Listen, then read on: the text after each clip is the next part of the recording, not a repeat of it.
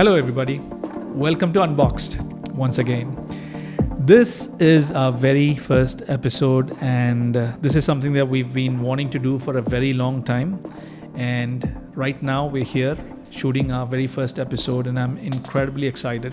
And I'm here with Aamir, our creative director at Moonbox. And Aamir, before we get into the topics that we have lined up for today, I just want you to give our listeners a quick intro about your story, your background, and what you're doing here. Yeah. So I'm in the industry for almost 15 years, and specific to branding, I'm working as a branding expert or senior designer or creative director for the last 12 years. So it just started in a very interesting manner because in my childhood I used to read a lot of magazine from the How magazine. It was a US magazine. So by going through those magazine, it always inspired me about the branding as a subject. And when I was looking around me, a lot of logos and the brands are there, and I always keep asking myself why the brand logo is there. What is that? What is the meaning of that? So that intrigues me towards the subject as a whole. Later on the career, I worked in advertising agencies, DDB and Saatchi. So at that point of time, I realized that advertising is just the stardom and the style and fashion and all the glamour around it. But the real work which happened when the brand is building, the brand strategy. True. Absolutely. So I fall in love with that, the whole branding saga at that point of time. And I got a very good opportunity at back of the time when I was working for Faisal Bank. It was a very big bank in Pakistan. So I got a chance to create a brand identity for their Islamic banking to launch their brand over there. So it started from there, and later on I did the brand development for the Faisal Bank, but for the solitaire wealth management, as for ultra high net worth individuals. So it was a great experience, and from that I didn't look back. But what I really want to tell you, the ultimate which I perceive the best moment of my life, it was the representation of the Pakistan pavilion in Dubai Expo 2020, where 192 pavilions were participating from all over the world. And I think the Pakistan pavilion won some awards as well, I believe. Yeah, for the best Instagrammable place, they won an award from the Dubai government as well. So it was a brilliant experience as in journal. And in terms of because we were representing the whole country specific thing, apart from tourism, we have to think about the trading thing as well. So that was a huge learning curve for me as well. Yeah. It's really interesting. I don't remember seeing all this in your CV when I was looking at it. Anyway, there are a couple of things that you touched upon which was quite interesting, because I think when people come from a creative background, we have the same kind of story, right? Because when I was in school and I was traveling on the streets or in a car, and I used to see a logo of a restaurant or anything of that sort, or any ad that is on the street, I just used to I just used to spend time looking at it, and I used to keep wondering, this can be done better, right? There's no typography, I didn't know what it was called that back then. I just understood that, I just knew that it was poor design. But then later on, when I started exploring, there's a lot, it's a whole different ball game. And another point that you mentioned is basically when it comes to back in the day, I don't think brand agencies were a very specialized niche of companies or agencies, because I think back then everything was handled by the advertising agency. Whenever you have a creative requirement, you just go directly to your brand ad agency, you get your logo done, packaging done, everything done. I think over time this has evolved into a very specialized niche, and I think that is a good thing, because there's a lot more, it's more process oriented, it's more effective this way. Because when we look at any brand, it has to start with a core, with a clear direction, and this is what we do. We give these companies a direction to start with. Yeah, I completely agree with you. Because most of so advertising is more about the selling side of things. It's not about the true potential of the brand comes from. So brand strategy or the brand development, the whole, the whole topic is actually has to start before the advertising went out. So that's quite true. All right. Well, basically on this episode, I just want to quickly, this is our inaugural episode, so I just want to quickly touch upon some of the hot news that is out there. And I think one of the recent ones that I'm sure most of us are aware of is the recent Pepsi rebranding. So I think, I don't know if you've read something about it, did some research. What is your take on the recent rebranding? So Pepsi and Coke is two, the brands which most of the graphic designer or people from the branding or advertising industry, they love to read about it. I personally worked in the Pepsi, for the Pepsi brand in Pakistan. So I used to create one, so I pitched back in times one project, and I actually pitched a very pop art kind of like a style for them. And apart from that, I'm just giving you some, the learning which I had while researching about the Pepsi back in the time. The thing which I most, enticed me about it is about the tricolor which they use in their logo in 1940s. And excuse me, for the 1940s, they used the tricolor to kind of like to show that it's a US brand. The blue and the red swoosh, or the yin yang, which we say it, is at that point of time to tell about, that we belong to US, because they were just coming out from the World War II. Yeah, absolutely. So that was a very interesting story. Brand, yeah. So it's just kind of like the new design is kind of like very heavily influenced, but not influenced, is actually they were celebrating their heritage. From my perspective, that is the thing which they want. Like right now, which era which we are living in, right? So there are people who are like us, who evolve with the technology, but there are people who come into the Facebook line. But now there are kids and the newer generation who are aware about the metaverse and the NFTs and the ChatGPT nation is coming up. So for them, to tell us the heritage, so it's about where the Pepsi is coming from. So from my perspective, it's a very smart move. Good you brought up ChatGPT, because I'm a big fan of AI. At this point of time, I don't know what I'll be telling about AI in 5 years. Maybe I might not be even in my profession, because ChatGPT has already taken over my job. But still, at this point of time, I'm pretty excited about all this new AI development that's happening. And that Google has launched Bard AI, right? And I posted the same question to both ChatGPT and AI, just to tell me something about the recent Pepsi rebrand.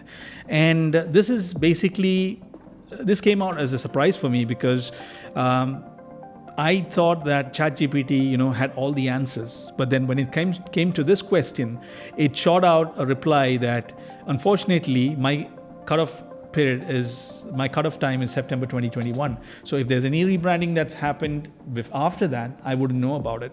And Bart gave me some pretty good insights about the recent rebrand. So that shows, how these two AI is different. And I'm sure ChatGPT will catch up. There are some limitations as of this point. I want to just touch upon one or two things that Bard mentioned in line with what you've just told me right now. So the rebrand was designed by Jones Noels Ritchie, a global brand design and innovation firm. The firm CEO, Michael Beirut, said that the new Pepsi logo is a bold and confident expression of the brand's heritage and the future. So they're clearly looking to the heritage of the brand. And I think this is a trend that is happening, because when you look at the recent Burberry rebrand or the Burger King, they're all going back, and I'm sure we have lot more examples that if we try to explore. A lot of brands are going back to their heritage. So I think this is a way in which they are seeing their future as well. Do you agree with that, or? Yeah, I agree with that. Because if we go by the heritage of the Pepsi brand itself, I'm sure if you saw the commercial of the 80s where a fighter pilot is drinking the Pepsi, he flipped the plane onto it. No, yeah.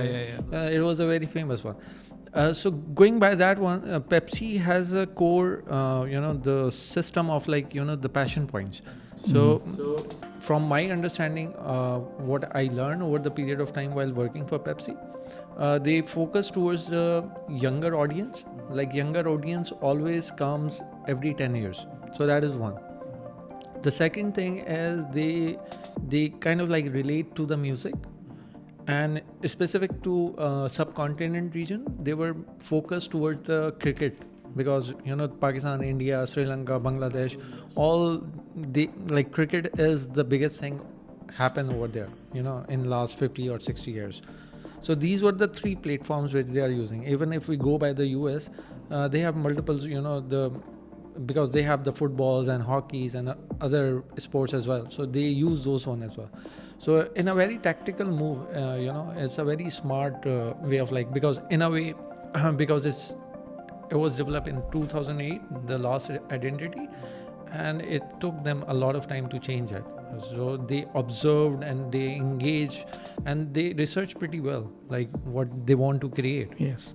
I think for me personally, despite all the news out there, what the experts are saying, what the creators of the brand are saying, for me, from a design perspective or from a brand perspective, I think they've done the right thing. I really like the new approach, although it resonates or it's derived from the heritage.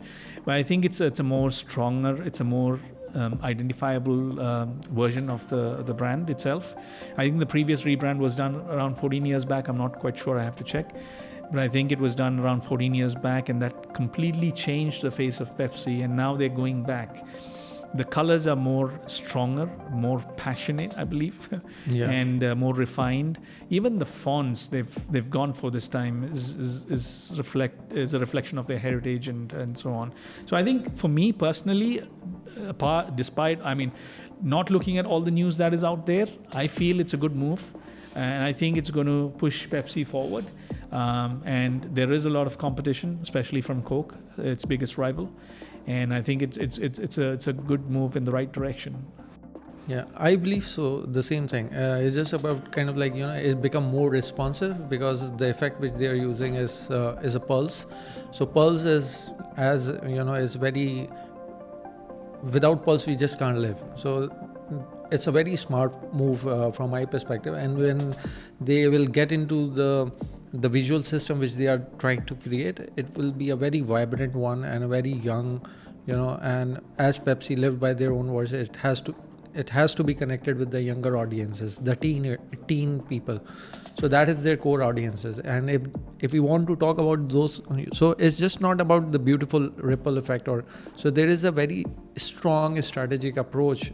And a story. Yeah. And this is what really excites me. Whenever we talk about brands, what people don't understand is that there's a very powerful story behind every brand, and this is what we want to explore in Unboxed. This is why we created Unboxed, because there are a lot of local brands who I want to invite on the show, to give them a platform to tell their story, because I'm sure this is something that is really lacking. This story is the emotional side of the brand, right? And we want to get some really interesting guests on our show to talk about their brand story, their journey. And this is actually going to drive a lot of insight, especially for people, entrepreneurs who are looking to start their own business in the same line, or, enthusiasts or people who are interested in branding and design. So it just gives another perspective, a personal touch. And this is what I really want to do with Unboxed as a show. This is actually our very first episode, and I'm sure, as we go along, we're going to improve. I'm sure there's a lot of shortcomings in our first episode. We're going to goof up a little bit, but it's learning along the way. We're not perfect. This is the first time we're doing it, and I think along the way, as we go along, every episode we're going to get better. We're going to get more interesting guests, and I think I'm really excited about it. What do you think? Yeah, same here. It's just about so we as Moonbox, we lived by that. We are a strategy-led design consultancy firm, and I believe it's very important to have a platform internally as well for the larger audience, where we have a conversation about the design as subject and strategy as a business subject as well. So branding is not just about the logo, and branding is mostly about the art and science plus the marketing. That's I am adding up, but there is a quote about the branding is a art and science, but from my perspective it's art, science and plus marketing geniuses as well, which always comes from the brand strategy, because that is the core, what I believe. And this is what we tell our clients every day. This is every time. Even today, I had a meeting with a property developer, and this is exactly what I said. Right? People don't really understand this. They're investing huge amounts of money, in advertising their brand, trying to get influencers to promote their brand, but they don't have a core, they don't have a direction for the brand. And this is something that is clearly lacking, and this is what we are trying to change every single day. Every person we speak to, this is what we are trying to change. And if we do this over a period of time, we are able to build a consistent and unified brand experience for them, and that adds to the brand value. And I think this is one of the reasons why I wanted this podcast so badly, is to actually send out these messages to people, to these brands, that design is one side of the story, but focusing on the core, the emotions is another thing. Yeah. The direction, the purpose is another thing. Even the tone of voice, it's always inspired from the core itself. So advertising can be evolved. Like the campaign which is right now running is not be relevant in, let's say, 2 years, right? So that's where the brand managers and the marketing manager has to go back, right? That's where the core exists. I think we'll keep our first episode short, because we don't want to bore our audience. We don't want to. We want them to come back for our next show. Yeah. So let's keep it short. And then we got more exciting. We've actually finalized a couple of guests who are going to come in, and we'll see how it goes. And we are really excited to share that stories with you. So that's it, guys. That's the wrap up of the first episode. We want you to actually look us up on all the major platforms, podcast platforms, and you can also find us on our YouTube page. On Moonbox. So if you want to know more about us, you can visit our website moonbox.ae for more info. So we'll see you in the next episode. Thank you.